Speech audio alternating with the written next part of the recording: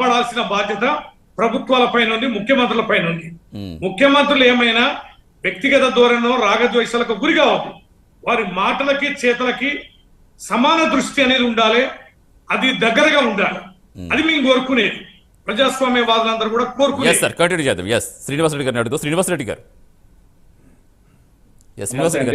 Prime line news ప్రజానీకానికి, సతీష్ గారికి, రవీంద్రరావు గారికి, సునీతారెడ్డి గారికి, నాగేంద్ర గారికి అందరికి కూడా ఇప్పుడు చాలా స్పష్టంగా ఇవాళ ఎఫ్డిసి చైర్మన్ ఎవరైతే ఉందో దిల్ రాజు గారు వాళ్ళు సమావేశపరిచారు. సీఎం గారి దగ్గర ఆయన అపాయింట్మెంట్ తీసుకొని సీఎం గారిని కలిసి వాళ్ళ ఉన్నటువంటి సాధక బాధకరాన్ని కూడా చెప్పుకోవడం జరిగింది.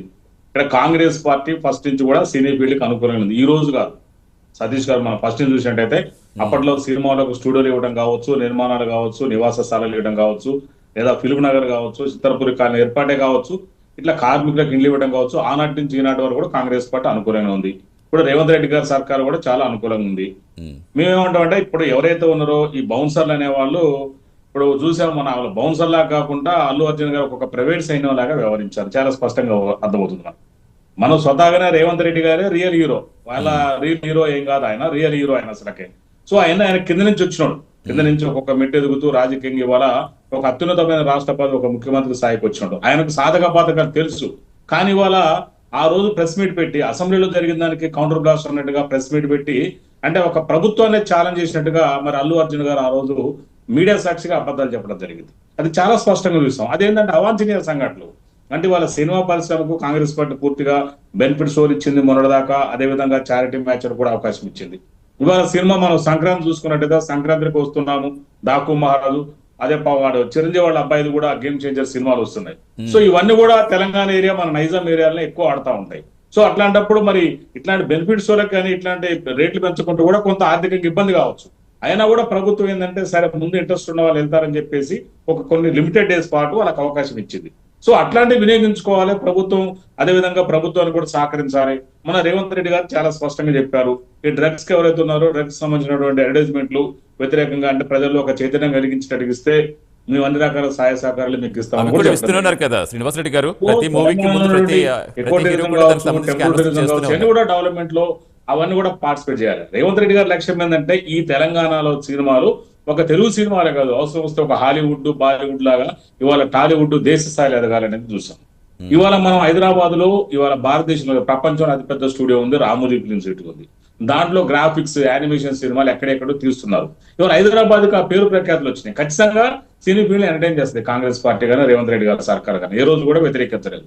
సో ఇవన్నీ అవాంఛనీయ పరిణామాలు ఏదైతే ఉన్నాయో, నాగార్జున గారి సంఘటన కావచ్చు, మోహన్ బాబు గారి సంఘటన కావచ్చు, అక్కడ కూడా చూసాం. అంటే ఈ బౌన్సర్ అనే వాళ్ళు నాకు తెలిసి, నేను అడ్వకేట్, ప్రాక్టీసింగ్ అడ్వకేట్ ని ఒక ప్రైవేట్ సైన్యం లాగా వ్యవహరించొద్దని నేను చాలా స్పష్టంగా తెలియజేస్తున్నా. ఎవరైనా లా అండ్ ఆర్డర్ పరిధిలోనే పనిచేయాలి. వాళ్ళు ఆ బౌన్సర్ అనే వాళ్ళు వాళ్ళ సంబంధ యజమానికి సెక్యూరిటీ వాళ్ళ తప్ప బయట వాళ్ళని భయభ్రాంతులకు గురి చేద్దని కూడా చాలా స్పష్టంగా రాష్ట్ర అధికార ప్రతినిధిగా తెలియజేస్తున్నారు. వీళ్ళనే కాదు ఎవరైనా కూడా. ఎందుకంటే బౌన్సర్ అత్యుత్సాహం ప్రదర్శించడం మనం చాలా సార్లు చూస్తూ ఉంటాం. అంటే వాళ్ళ ఒక సెక్యూరిటీ కంటే ఎక్కువ ఏదో ఒక నేను రాహుల్ గాంధీ గారి దగ్గర సెక్యూరిటీ లాగా చేస్తారు వాళ్ళు. అది అంత అత్యుత్సాహం అవసరం లేదు. ఎందుకంటే ఆ మొన్న జరిగినట్టు అత్యుత్సాహం వల్ల ఇంత జరిగింది. యాక్చువల్ గా వాళ్ళు కరెక్ట్ గా కంట్రోల్ చేస్తే అంత అక్కడికి పోయేది కాదని నా భావన యాక్చువల్ గా. సో వీళ్ళు కూడా సినీ పరిశ్రమలు కూడా వాళ్ళకి సంబంధించిన ఎట్లాంటి సహాయ సహకారం అందించడానికి కూడా కాంగ్రెస్ పార్టీ ఎప్పుడు కూడా సిద్ధంగా ఉందని కూడా చాలా స్పష్టంగా తెలియజేస్తున్నా. బెనిఫిట్ షోలు చారిటబుల్ మ్యాచ్ చేయడానికి ఇక నుంచి భవిష్యత్తులో మరి అవకాశం ఇయ్యనని రేవంత్ రెడ్డి గారు చాలా స్పష్టంగా తెలియజేశారు. ఎందుకంటే ఇది మనం చూసాం, మళ్ళీ ఇట్లాంటి జరగకూడదు కదా. సతీష్ గారు ఇట్లాంటి జరిగితే మళ్ళీ ఇవన్నీ ఇర్రెపరబుల్ లాస్, అంటే మనము చాలా భరించలేని, మన ఆమె చనిపోవడం, రేవతి గారు చనిపోవడం, వాళ్ళ అబ్బాయి శ్రీతేజ్ హాస్పిటల్ ఇంకా పూర్తి స్థాయిలో కోలుకోలేకపోవడం, ఇవన్నీ కూడా అమానవీయ సంఘటన. అంటే మనకు ఒక బాధ ఇస్తుంది. ఒక చిన్న అబ్బాయి, సినిమా చూడాలి, నేను సినిమాలు చాలా చూస్తాను, నేను అన్నిటికంటే చాలా ఎక్కువ చూస్తాను సినిమాలు. కానీ అట్లాంటి సంఘటనల వల్ల ఎవరైనా నష్టపోతే మనకు బాధ అనిపిస్తుంది కదా. సో వాళ్ళని కూడా ఆదుకోవాల్సిన బాధ్యత ఉంది. మనం చూసాం సినీ ఫీల్డ్ వాళ్ళు చాలా మంది కూడా అల్లు అర్జున్ వెళ్ళి మందులు ఇచ్చారే తప్ప వాళ్ళ కుటుంబాన్ని కానీ ఎవరు కూడా అటు పోయిన పాపని ఎవరు పోలేదు హాస్పిటల్ వైపు. సో అట్లాంటివి ఉండొద్దు. ఇప్పుడు రేవంత్ రెడ్డి గారు చెప్పినా మనందరం అనుకున్నా కూడా ఒక మానవత దృక్పథం ఖచ్చితంగా కన్సోల్ ఉండాలి. జరిగిన సంఘటన ప్రత్యక్షం జరిగిందా, పరోక్షం జరిగిందా, ఇక్కడ ఆయన రావటం లే కదా, అల్లు అర్జున్ రావటం లే కదండి, సతీష్ గారు జరిగింది. సో ఆయన కూడా ఆలోచించాలి. నాకు 3వ రోజు వరకు తెల్లారి వరకు తెలవదంటం అనేది, ఒక వ్యక్తి చనిపోతే తెలవదంటం అనేది కొంతమంది సెంటిమెంట్ ఉండే ఆ సెంటిమెంట్ ప్రకారం వెళ్ళని ఇలా జరుగుతుందని ఊహిస్తే ఎవరు కూడా ముందుగా వెళ్ళి ఇలాంటి ఇష్యూస్ తెచ్చుకోవడానికి ఎవరు కూడా ఉండరు కదా. సతీష్ గారు ఇప్పుడు ఆయన 20 సంవత్సరాల నుండి వెళ్ళొచ్చు కాదనట్లే, కానీ 20 సంవత్సరాలు ఎప్పుడు జరగలేదు కదా. జరిగినప్పుడు మనం ఏంటి స్పందించాలి. ఇప్పుడు మనం రోడ్డు మీద పోతాం, ఆటో యాక్సిడెంట్ ఎక్కడ జరిగినప్పుడు ఏదైనా రోడ్డు మీద యాక్సిడెంట్ చూసినప్పుడు కార్ ఆపి ఏందని చూస్తాం మనం. ఇప్పుడు మనం చూసి ఏం చేయలేం కదా, కానీ తెలియకుండా ఒక రకమైన భావన మనలో వచ్చేస్తుంది అక్కడ. సో ఆ ఫీలింగ్ కావాలి, ఆ ఫీలింగ్ ఇక్కడ లేదు వాళ్ళ దగ్గర, ఆ సెంటిమెంట్ లేదు. సినిమాల్లో జనానికి సెంటిమెంట్లు పెట్టడం కాదు, మనము నిజ జీవితంలో రియల్ లైఫ్ లో కూడా ఆ విధంగా హీరో లాగా ఉండాలి. నిజ జీవితంలో రేవంత్ రెడ్డి గారు లాగా. సినిమాలో హీరోది ఏముందండి, మిమ్మల్ని పెట్టి తీస్తే మీరు హీరో, నన్ను పెట్టి తీస్తే నేను హీరో, అది కాదు కదా. లేదండి, స్పందించారు కదా.